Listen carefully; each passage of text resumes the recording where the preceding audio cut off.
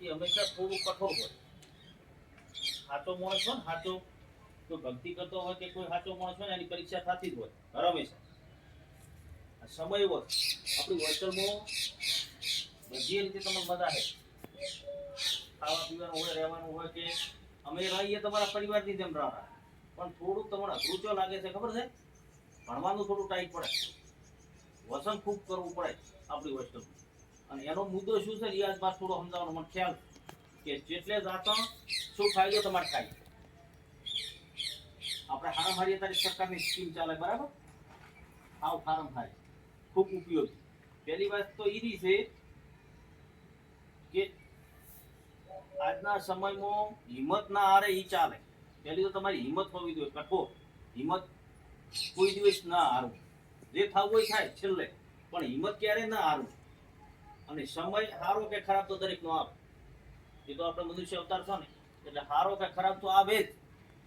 ખુદ રામને જો તકલીફ પડતી હોય તો આપણે તો મનુષ્ય અવતાર, એટલું સમજી લેવાનું. આ પૃથ્વી પર આપણો જન્મ થયો એટલે તકલીફોથી ભરેલા આયા જ છો. પછી બીજી વસ્તુ કે આપણી જય ગોગા હોસ્ટેલ એક એવી હોસ્ટેલ છે કે શિક્ષણ તો તમને કરાવે જ છે. શાળામાં જેટલા તમે ભણો ને એટલું જ એટલું રિવિઝન હોય કરાવવાના, પણ એના પ્લસ તમે સારા સારા સંસ્કાર આવવાના. એક પણ વિદ્યાર્થી ગાળ બોલતો નથી કે નથી કોઈ વિદ્યાર્થીને આપણે ખરાબ શબ્દથી બોલાવતા. એની સારી ઉપમા આલે, જેવું તમે મોન આલો ને એવું ને એવું મોન તમને ગમેલો વ્યક્તિ આલે, એટલે હારામ હારું એવું છે. અને બીજો પ્રશ્ન એ કે તમને થોડું કાઠું પડે વચન કરવું, એનું પરિણામ હું તમને આલું કે હાલની તારીખ સમયમાં 2024-25 ના બોર્ડ આધારે આવ્યું છે. માર્ચ ઉભા થાવ તો ધોરણ 10 ધોરણ 10 જે ફેરે આપ્યું છે એ ગઈ.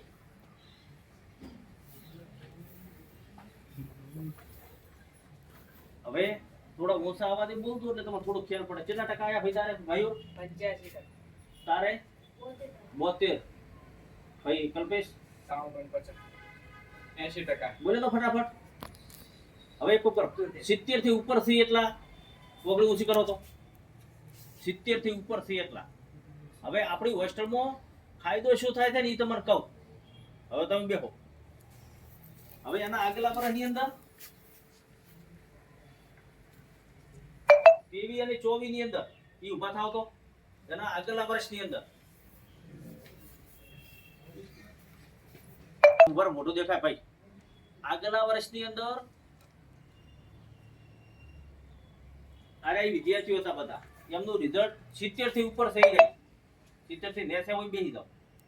70 થી 90 જેનું રિઝલ્ટ 70% થી 90 થઈ ગયો એટલે અંદાજિત બસ અંદાજિત આપણે દાખલા કે 20 છોકરાની બેહો હોય, 20 છોકરાની બેન્ચ હોય ને 10મા ધોરણની 20 છોકરાની, તો એમાંથી 18 છોકરા એવા હોય છે 70% થી ઉપર રિઝલ્ટ આવે.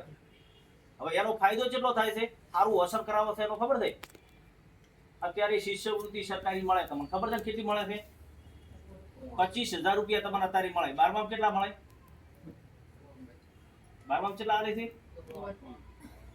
અરે આપણે 70% થી ઉપર રિઝલ્ટ છે એની વાત કરું. મળે છે 25-12માં મળે તમારે, જેનું રિઝલ્ટ 70 થી ઉપર છે એમ. એટલે એક્સ્ટ્રા 50,000 નો ફાયદો તમને ઈરો થાય. બીજે તમે ગમે એ જો તો રિઝલ્ટ જો 70% થી ઉપર ના આવે તો આ ફાયદો તમને ન મળે. અત્યારે બધે કહું છું કાગળિયો બધાનો વખતે તૈયાર રાખવાનો, અને આ લગભગ સાયન્સ વાળાને જ ફાયદો થાય છે. એવું થાય છે સાયન્સ વાળાને જ ફાયદો થાય. હવે સાયન્સ કરવાથી, આર્ટ્સ કરવાથી, કોમર્સ કરવાથી શું ફાયદો થાય તમે વિચાર કરો. અઘરું તો રહે જ ભાઈ. સમય દરેકનો આવે, કાઠો આવે, થોડો ઈ ટાઈપના દિવસો આવે.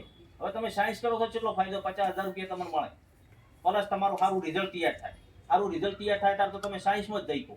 સાયન્સમાં જ્યાં પછી શિષ્યવૃત્તિ મળે, પ્લસ સાયન્સ કર્યા પછી સારી તમને લાઈન મળે. એવું કહેવાય છે કે સાયન્સ કરેલો વિદ્યાર્થી ક્યારે ઘરે ન બેસે. એનું મગજ છે થોડું ઓલ થાય. સાયન્સ વાળા વિદ્યાર્થીનું મગજ છે તણસી સ્વભાવનું થાય, થોડું એવું થાય, પણ અંતે કંઈક સારું પરિણામ મેળવે.